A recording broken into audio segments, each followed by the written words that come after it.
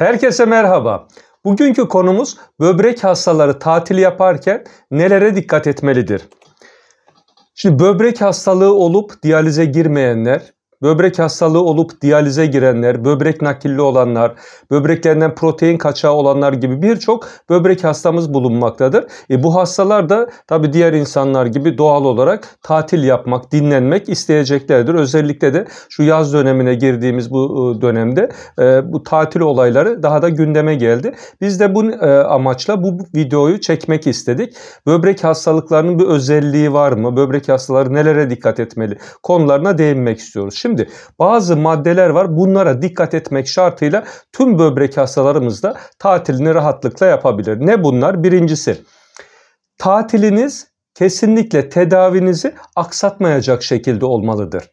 Şimdi kullandığınız tüm ilaçları tatil yapacağınız yere de götürmeniz lazım. Eğer yanınızda götüremeyeceğiniz ilaçlar varsa veya bozulabilme imkanı falan varsa gittiğiniz yerde o ilaçları temin edebileceğiniz ortamın olması lazım. Yani yazdırabileceğiniz veya alabileceğiniz ortamın olması lazım.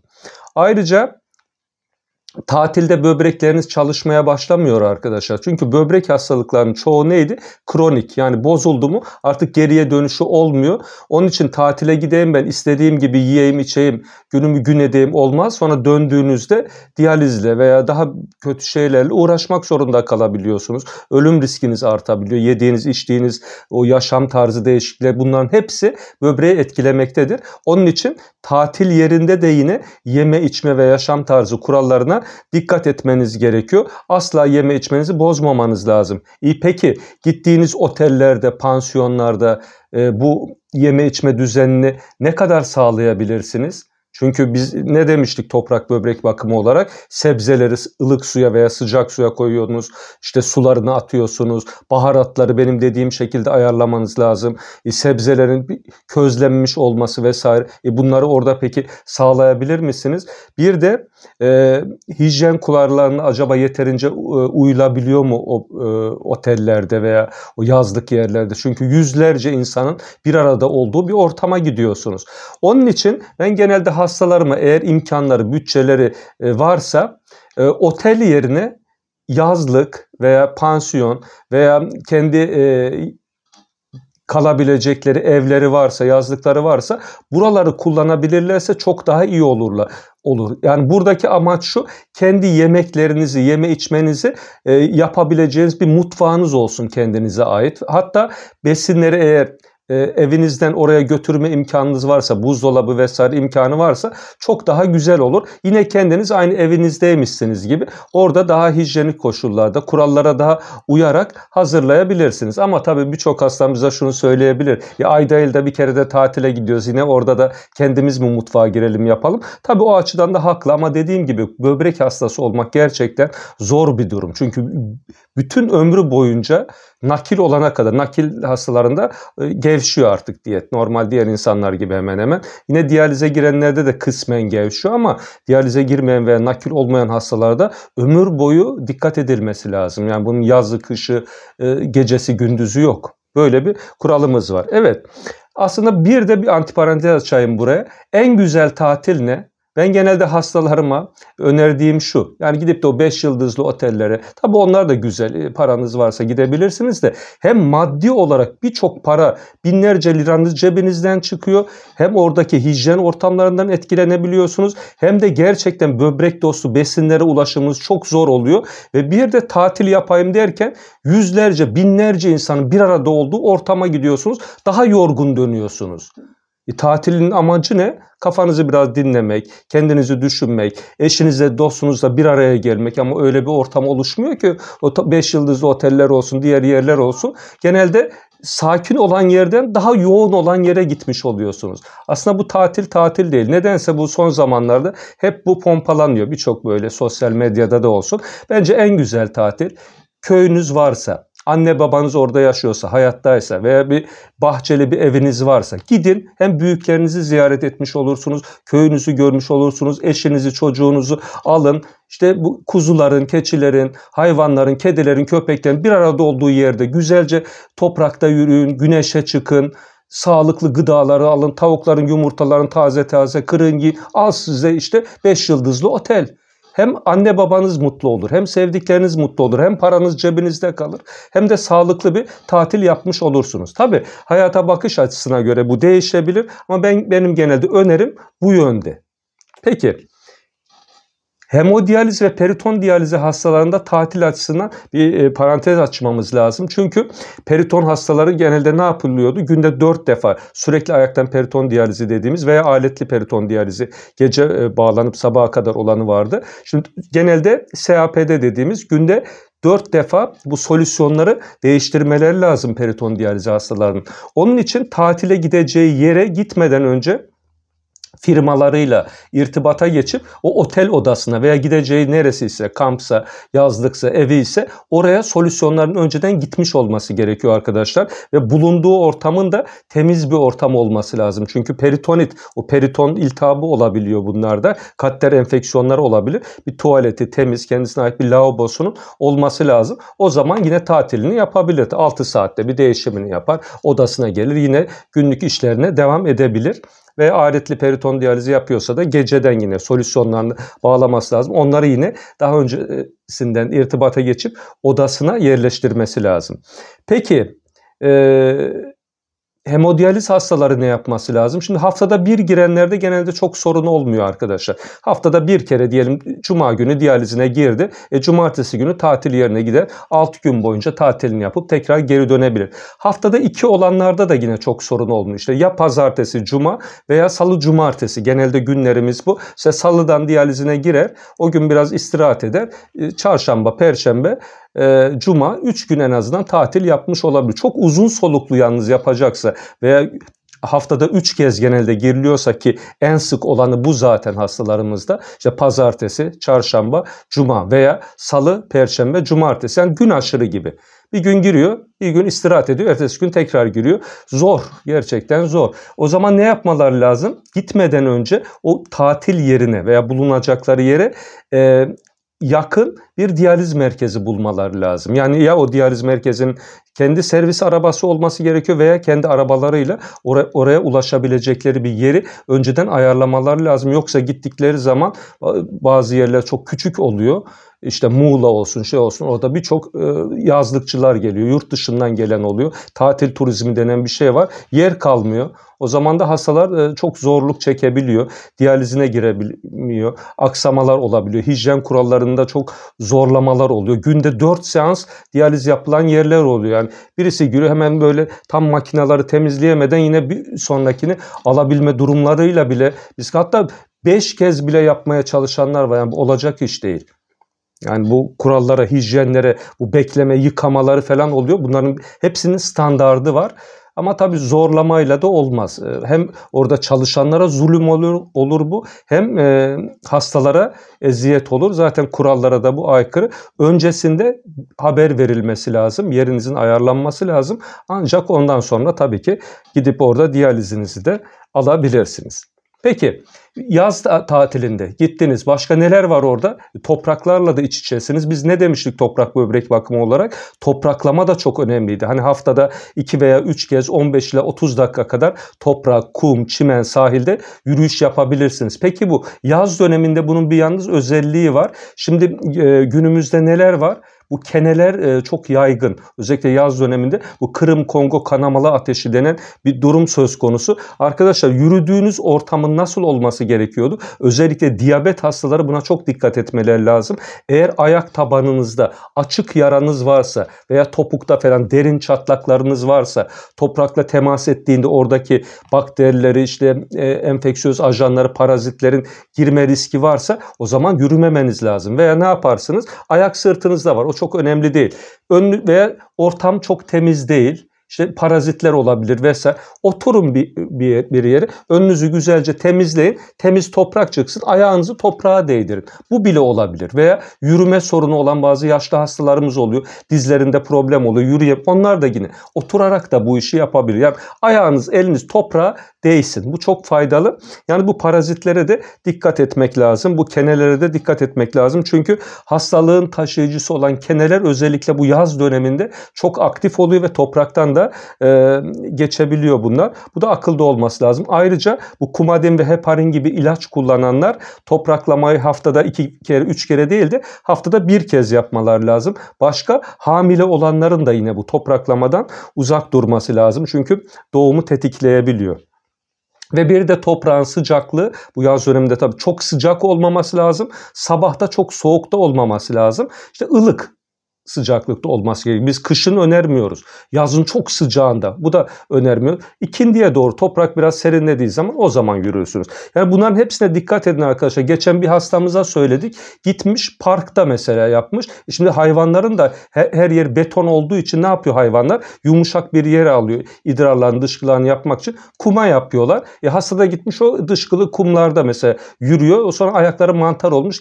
Bize gelmiş şikayet ediyor. İşte bana dedin ki toprakta yürü, ayaklarım mantar oldu. Biz kimseye demiyoruz ki gidin de dışkılı topraklarda yürü. Yani bunları artık sizin düşünmeniz lazım. O kadar şeydi. Ben yine elimden geldiğince ayrıntılarını veriyorum. Peki bir diğer nokta terleme. Zaten yaz geldiği zaman terleme çok daha kolay olabiliyor. Bildiğiniz gibi terleme neydi? Böbrek dostu bir uygulama arkadaşlar. Terlemeniz kötü bir şey değil. Hatta bazı insanların terinden koku gelir. Böbrek hastalarında bu daha fazla. Yani vücuttan atılamayan birçok toksik madde bu. Amonyak da buna dair. Kokusu vardır. Bu an idrar gibi kokar hatta. Bazı hastalarımızın böyle şey. Bu kötü bir şey değil. Vücut bunu savunma mekanizması olarak atıyor. Hatta derimiz neydi? 3. böbrek diyorduk derimize. Normalde 2 tane böbreğimiz var.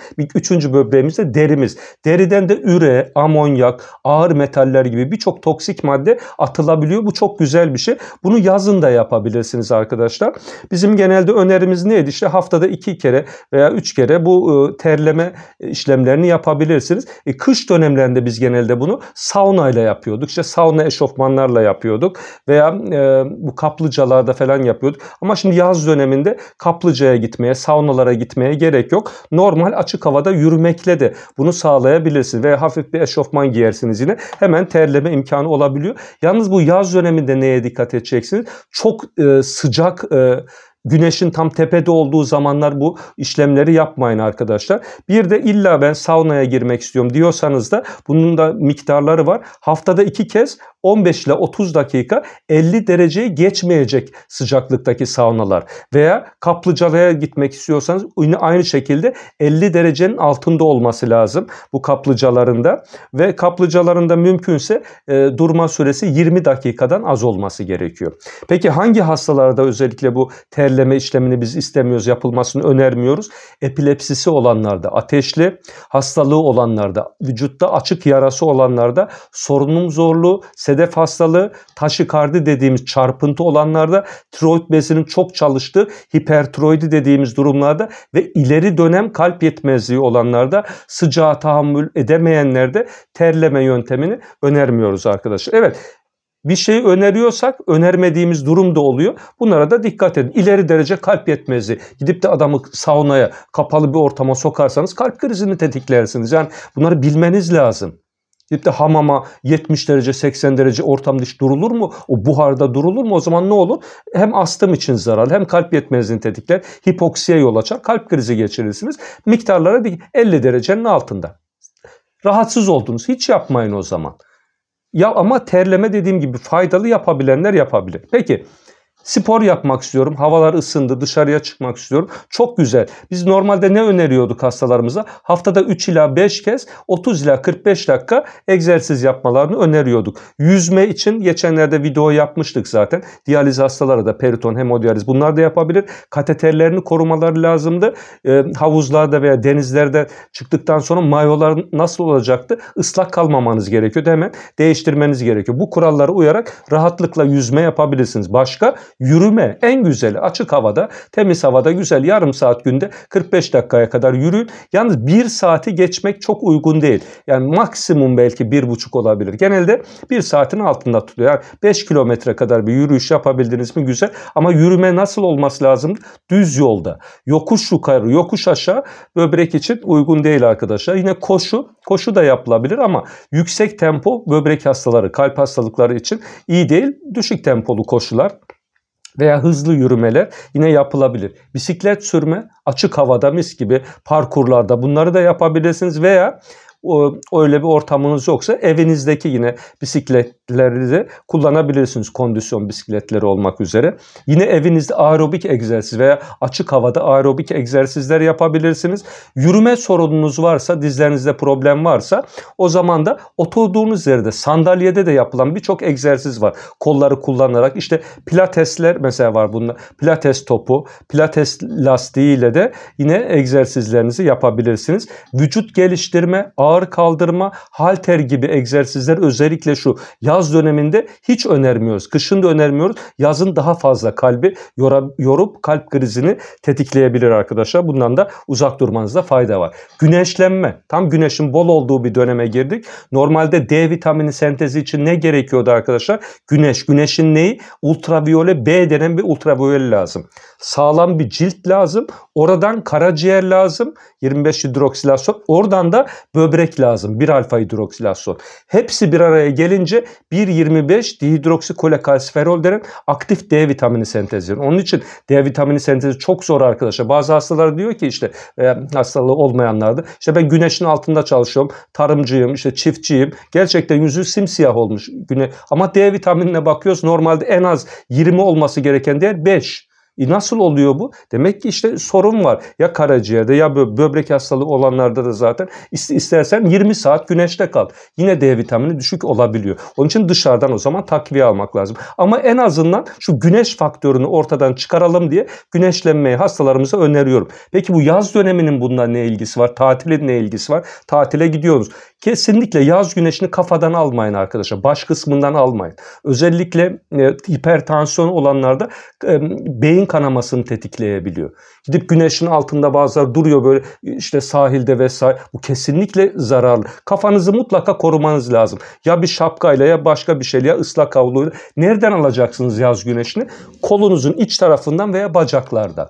En güzel yöntem bu. Kış güneşini kafa kısmınızdan alın, yaz güneşini kol ve bacaktan alın. Bu güzel bir uyarlama oldu. Çünkü kışın zaten güneş çok etkili değil. O zaman yüz tarafınızdan, kafa kısmından alın. Ama yaz güneşini demek ki kolun ön tarafı. Ve yüzünüzü kendinizi geride tutarsınız. Arada cam olmadan direkt kolunuza veya bacaklarınıza güne 15 dakika yeterli olur. Yalnız burada böbrek nakilli hastalara bir antiparantez açmak istiyorum. Bu immünsüpresif ilaçları kullananlarda cilt kanserine eğilim de olabiliyor. Onun için bu hastalarımız mesela 5 dakika civarında kaldılar mı yeterli. Haftada 2 kere 5 ila 10 dakikayı geçmemeleri lazım. Peki kimlerin güneşe çıkmaması lazım bu dönemde? Tabii ki cilt hassasiyeti olanlar, sıcağa tahammülü olmayanlar, işte açık tenli olanlar, vitiligosu olanlar, lupus hastalığı olanlar, mesela lupus nefriti olup böbrek hastalığı olabiliyor. Gül hastalığı olanlar, yine güneşe tahammül edemeyenler, bunlar mümkünse güneşe çıkmamaları lazım veya çıksalar bile kafa kısmını koruyup en fazla 5 dakika güneş ışınlarına maruz kaldılar mı yeterli olur. Peki yine uzun günlerin olduğu yaz dönemine giriyoruz. Günler uzadı, geceler çok kısa. Ama böbrek hastaları için en önemli faktörlerden bir tanesi de neydi? Yeterli ve kaliteli uyku. Onun için çok fazla böyle gününüzü gün edip de gecenin 2'sinde 3'ünde yatmayın arkadaşlar. Özellikle 11 ile 3 arası bu melatonin salgısının en yoğun olduğu dönem ve böbrek hastalıkları için de bu melatonin çok önemliydi. Belki yaz döneminde 11 olmaz da en geç saat 1'de uyumanızda fayda var arkadaşlar. Bu böbrek sağlığı için çok faydalı. Güne erken başlayın, gece de erken yatın. En güzeli bu. Ama bazıları var hatta 4 gibi falan yatıyor. 4 gibi yattınız mı zaten gününüz gidiyor. Hiç bereketi bile kalmıyor. Sersem gibi olursunuz. Öyle uyku değil. Tabii ki muhabbet edersiniz eşinize, dostunuzla. Ayda 1-2 kere, 3'te 4'te de yattığınız olur ama bunu alışkanlık haline getirmeyin. Özellikle bu yaz döneminde de buna dikkat edin. Bir de tam karanlıkta uyumanız gerekiyor. Wi-Fi vesaire, mobil veriler bunların kapatılmış olması lazım. Cep telefonu en az 3 metre mesafede olması lazım. Wi-Fi'si kapatılmış olduğu halde. Çünkü bu mavi ışık vesaire bozuyordu böbrekleri. Bir de bu yaz dönemlerinde bazı hastalarımız özellikle televizyonu açıyorlar. Televizyon orada konuşuyor, ninni gibi geliyor, uyuyor televizyonun karşısında. Bunu yapmayın arkadaşlar. Bu da yine böbrek sağlığı için ve bütün vücut sağlığı için zararlı bir uygulama. Bir de imkan varsa özellikle öğlen vakti şekerleme dediğimiz, kayyule dediğimiz, siesta dediğimiz bir uygulama var. Bu da 20 ile 30 dakika kadar güneşin tam tepede olduğu dönemlerde sıcak yaz günlerinde uyumak en güzel uygulamalardan bir tanesi. O öğlen vakti yarım saatlik uykunuz gece uykusunun yaklaşık 4-5 katı daha etkili olduğu gösterilmiş arkadaşlar. Kalp, damar hastalıkları vesaire birçok açıdan faydası var ve insan kendini daha zinde hisseder. Bunu da deneyin. Ama ikindi vaktinden sonra uyuduğunuz zaman da genelde uyandığınızda sersem kalkarsınız. Bu vücudun bir diürnal ritmi denen bir şey var. Bu hormonal denge vesaire bütün bunların hepsi etkiliyor. Öğlen uykusu öneriyoruz. İkindiden sonra yatmayı da önermiyoruz ve vaktinde gece birden fazla da beklemeden uyumanızda fayda var. Son maddemiz de yine yaz dönemi ne olabilir sizce? Kıyafet seçimi. Bu da önemli. Şimdi yaz döneminde neler giy? İmkan varsa özellikle bu idrar yolu enfeksiyonları ve genital bölge enfeksiyonlarından korunmak amacıyla, şimdi yazın insan çok sık terlediği için hemen etkilenebiliyor. Mantara eğilim artıyor. Özellikle zaten böbrek hastalığının büyük kısmının sebebi neydi? Şeker hastalığı. Bu da zaten enfeksiyona eğilim oluşturuyor. Vücut dirençleri birçok hastamızın düşük, bağışıklık sistemi bozuluyor. Bu nedenle eğer imkan varsa hem iç çamaşır olarak hem de diğer kıyafetler olarak pamuklu, keten, sıkı ve dar olmayan ince kumaşlardan yapılmış, karın bölgesi ve beli açıkta bırakmayan. Çünkü buradan hemen kolaylıkla rüzgar aldı vesaire hemen enfeksiyon gelişebilir idrar yollarında. Bel bölgesinde iz bırakmayan, yani sıkı olmaması lazım. Bu kemer çok sıkı olduğu zaman yine tam böbreklerin üstünden geçiyor. O da yine zarar verebilir. Beli sıkmaması lazım ve imkan varsa da tabii tercihinize göre açık renkli olan kıyafetleri de giyebilirsiniz. Bunlar böbrek sağlığı açısından yazın daha uygun. Evet, elimden geldiğince bütün şeyleri açıklamaya çalıştım size. Bu tatil dönemlerinde, yaz döneminde neler yapabileceğiniz konusunda. Umarım faydalı olmuştur. Diğer videolarımıza görüşmek ümidiyle. Allah'a ısmarladık.